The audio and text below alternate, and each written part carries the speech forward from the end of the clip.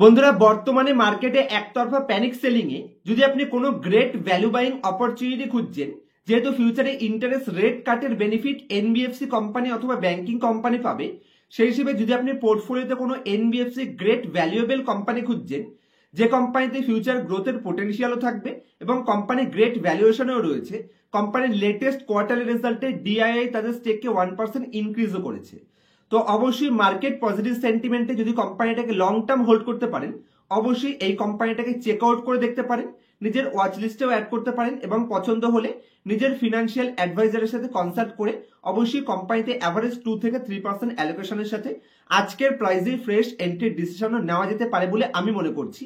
তবে এই ভিডিওটিকে কোনো ধরনের বাই অথবা সেল রিকমেন্ডেশন হিসেবে কিন্তু নেবেন না। কেন আমি মনে করছি কোম্পানি গ্রেট ভ্যালুয়েশনে রয়েছে এবং ফিউচারে বড় রিটার্ন দেওয়ার পোটেনশিয়াল রয়েছে, সেগুলোই আজকের ভিডিওতে A to Z আপনার সাথে কভার করব। তার আগে চ্যানেলে নতুন হলে অবশ্যই চ্যানেলটি সাবস্ক্রাইব করবেন। পুরো ভিডিওটি দেখবার পরে যদি মনে হয় কিছুটা হলেও পজিটিভ নলেজ গেইন হয়েছে, তাহলে অবশ্যই আমাকে অ্যাপ্রিসিয়েট করতে চাইলে, আমার খাটনিকে অ্যাপ্রিসিয়েট করতে চাইলে ভিডিওটিকে লাইক করতে ভুলবেন না। ফ্যামিলি মেম্বার্স, বন্ধু বান্ধবের সাথে ভিডিওটিকে শেয়ার করতে ভুলবেন না। তো চলুন কোম্পানির বিজনেস মডেল বোঝানোর জন্য সবার প্রথমে আমি আপনার সাথে স্ক্রিন রেকর্ডিং শেয়ার করছি, যাতে করে বিজনেস মডেল বুঝে তারপর কোম্পানির ফিনান্সিয়াল স্টেটমেন্ট ডিটেল অ্যানালাইসিস বোঝানোর চেষ্টা করা যায়। তো আশা করছি আপনারা এখন আমার স্ক্রিনটি দেখতে পাচ্ছেন। সবার প্রথমে যে কোম্পানিটা আজকে ডিসকাস করছি, যদি আমি কোম্পানির পারফরমেন্সের জাস্ট 2-3টে ইম্পর্টেন্ট ডেটা দেখাই, কোম্পানির একদম লেটেস্ট কোয়ার্টারলি রেজাল্টে কোম্পানির যদি আমি বিজনেস পারফরমেন্স দেখি, তাহলে সর্বপ্রথমে কোম্পানির প্যাট মানে প্রফিট আফটার ট্যাক্স দেখুন কন্টিনিউ গ্রোথ করছে, যেখানে 2015-তে কোম্পানি অ্যাভারেজ 86 ক্রোর রুপিস কোম্পানির প্যাট ছিল প্রফিট আফটার ট্যাক্স, সেটাকে কন্টিনিউ কোম্পানির সাস্টেন বেসিসে ইনক্রিজ করছে এবং বর্তমানে যদি আপনি দেখেন তাহলে কোম্পানির লাইফ টাইম সব থেকে হাইয়েস্ট লেভেল প্যাট মানে প্রফিট আফটার ট্যাক্স পোস্ট করে বসে আছে 750 কোটি এবং কন্টিনিউ কিন্তু এটা প্রত্যেক ইয়ার অন ইয়ার বেসিসে গ্রোথ রয়েছে। যদি আপনি যে কোনো কোম্পানির বিজনেসের এই টাইপের এনবিএফসি অথবা হাউজিং ফিনান্স কোম্পানি, যেহেতু এই কোম্পানি 80% এক্সপোজার হাউজিং ফিনান্সের উপর রাখে, তো একটা হাউজিং ফিনান্স কোম্পানি হিসেবে কনসিডার করলে আমি মনে করছি ভুল ধরা হবে না। সেক্ষেত্রে এই কোম্পানি তার AUM কে কি হারে গ্রোথ করছে সেটাও ইম্পর্টেন্ট। অ্যাসেট আন্ডার ম্যানেজমেন্ট যেটা কোম্পানির 2015-তে ছিল 8,231 কোটি, সেটাকে কোম্পানি কন্টিনিউয়াসলি ইনক্রিজ করে বর্তমানে 34,999 কোটিতে নিয়ে চলে গেছে। কন্টিনিউ কোম্পানি তার AUM কেও গ্রোথ করছে এবং প্যাট প্রফিট আফটার ট্যাক্স কেও গ্রোথ করতে সক্ষম হচ্ছে। কোম্পানির এনপিএ ডেটাও এখানে রয়েছে, কিন্তু আমি এখানে দেখাবো না, কারণ একটু পরেই আমি আপনাদের এনপিএ ডিটেল অ্যানালাইসিসও প্রেজেন্ট করব। চলুন যদি আমি কোম্পানির নেক্সট ডেটাতে যাই, এখানে কোম্পানির পারফরমেন্স হাইলাইটসে যদি আমি Q3 FY25 এর কোম্পানির দুটো ইম্পর্টেন্ট ডেটা দেখাই, তাহলে সবার প্রথমে 1 নম্বর পয়েন্টসে কোম্পানির যদি আপনি লোন বুক গ্রোথ দেখেন, যেটা 9% ইয়ার অন ইয়ার বেসিসে ইনক্রিজ করেছে, অ্যাভারেজ 37,155 কোটিতে পৌঁছে গেছে, যেটা ইয়ার অন ইয়ার বেসিসে কোম্পানির লোন বুক নেগেটিভ সেন্টিমেন্টেও 10%-এর আশেপাশে 9% ইনক্রিজ করেছে।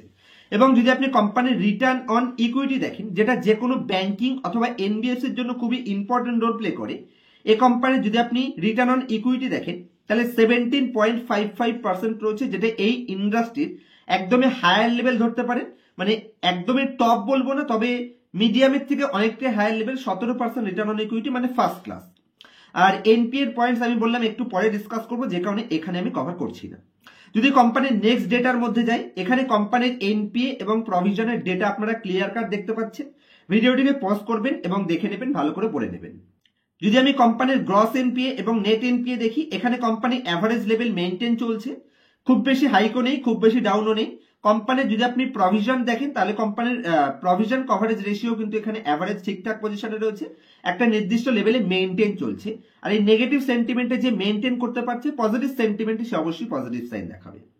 যদি আমি কোম্পানির 3 নম্বর ডেটার মধ্যে আসি, তাহলে এখানে কোম্পানির ইল্ড, কস্ট, নিম, নেট ইন্টারেস্ট মার্জিন এবং আদার্স যে সমস্ত ডেটাগুলো রয়েছে, আমি খুব বেশি এগুলোর উপর প্রেসার দিই না, আপনারা চাইলে একবার চেক আউট করে দেখতে পারেন। প্রত্যেকটা জায়গাতে কিন্তু কোম্পানির স্টেবল ডেটাই দেখাচ্ছে। যদি আমি 4 নম্বর ডেটাতে যাই, কোম্পানির যদি আমি টোটাল প্রোডাক্ট ওয়াইজ AUM দেখি, অ্যাসেট আন্ডার ম্যানেজমেন্ট, টোটাল যে 37,000 কোটি টাকা কোম্পানি AUM দেখাচ্ছে, সেই AUM কে কোম্পানি কোন কোন সেগমেন্টে কতটা এক্সপোজার দেখাচ্ছে, এটা সব থেকে ইম্পর্টেন্ট।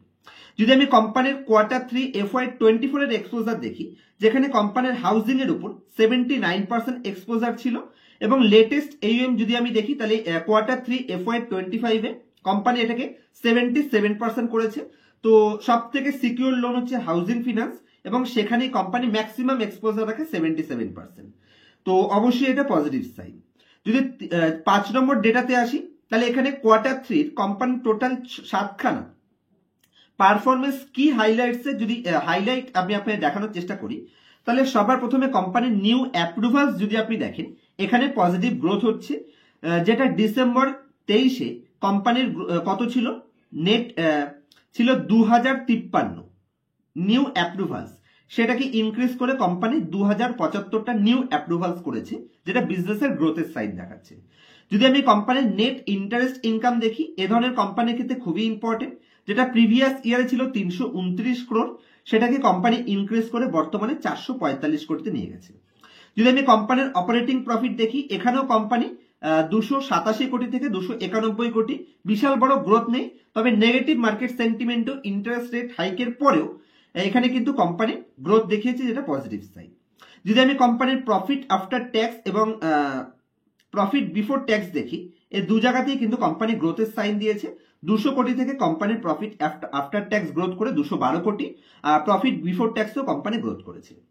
যদি আমি কোম্পানির গ্রস এনপিএ তে আসি তাহলে প্রিভিয়াস ইয়ারে যেটা ছিল 0.91 সেটা একদমই যৎ সামান্য ইনক্রিজ হয়েছে, এটা ইকুয়ালি ধরতে পারেন অ্যাভারেজ 0.92 তে গেছে, তবে এটাকে নেগেটিভ হিসেবে নিলে চলবে না। এইটুকু সামান্য তো হতেই পারে, যেখানে আদার্স কোম্পানিগুলো এর থেকে বড় বড় ইম্প্যাক্ট পেয়েছে প্রিভিয়াস ইয়ারে, প্রিভিয়াস কোয়ার্টারে। যদি আমি কোম্পানির নেট এনপিএ দেখি তাহলে এখানে 0.49% থেকে ইনক্রিজ করে 0.5, তো অ্যাভারেজ ঠিকঠাক পজিশনে রয়েছে, ফার্স্ট ক্লাস স্টেবল পজিশনে কোম্পানি রয়েছে।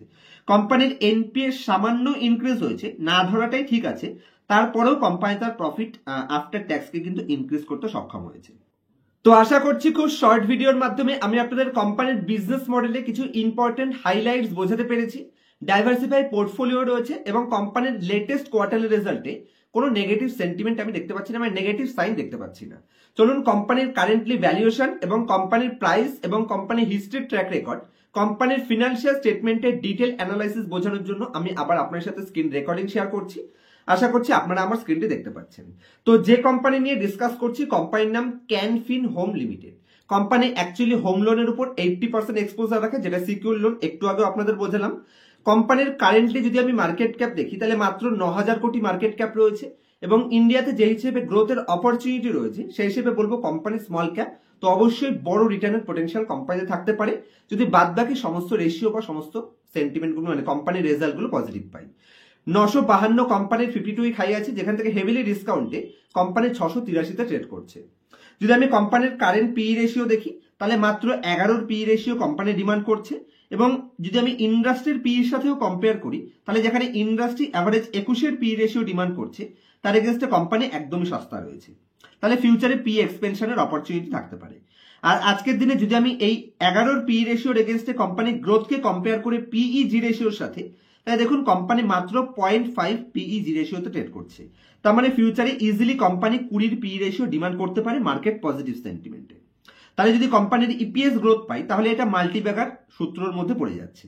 যদি আমি কোম্পানির বর্তমানে রিটার্ন রেশিও দেখি তাহলে 18% রিটার্ন অন ইকুইটি জেনারেট করছে ইন্ডাস্ট্রির হাইয়েস্ট লেভেলে এবং রিটার্ন অন অ্যাসেটের দিক থেকে কোম্পানির স্ট্যান্ডার্ড পজিশনে রয়েছে, এখানে 2.15 কোম্পানির রিটার্ন অন অ্যাসেট রয়েছে।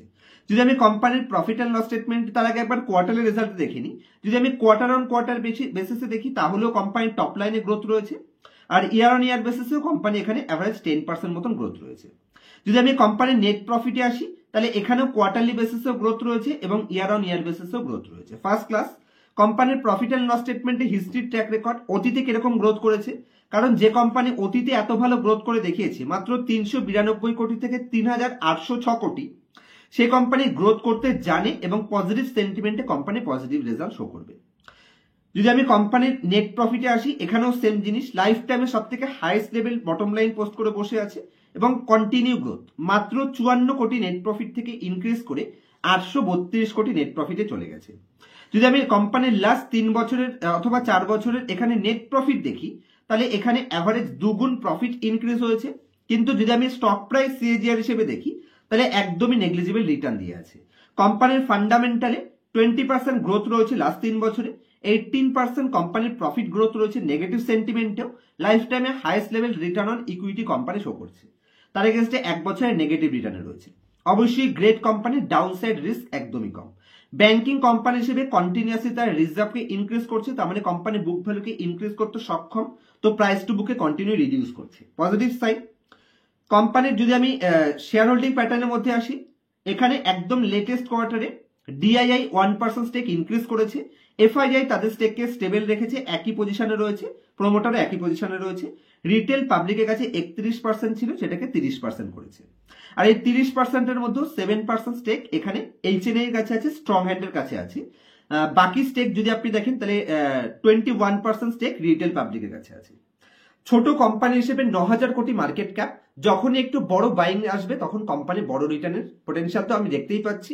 কোম্পানির ফান্ডামেন্টালে কোনো সিঙ্গেল নেগেটিভ সাইন নেই, কোম্পানি সেফ এবং সিকিউর লোন প্রোভাইড করে, এবং তার সাথে হোম লোন বিজনেস সেগমেন্ট যখনই ইন্টারেস্ট রেট কাট হবে অবশ্যই বেনিফিট পাবে। তো যদি মনে হয় এই ভিডিও থেকে আপনাদের ভিডিওটি ভালো লাগলো, কোম্পানিটা পছন্দ হয়েছে, তারপরেও কোনো ধরনের রিকমেন্ডেশন হিসেবে নেবেন না, নিজের ফিনান্সিয়াল অ্যাডভাইজারের সাথে কনসাল্ট করবেন, তারপরে ইনভেস্টমেন্টের ডিসিশন নেবেন। আজকের মতো এই অবধি রাখছি।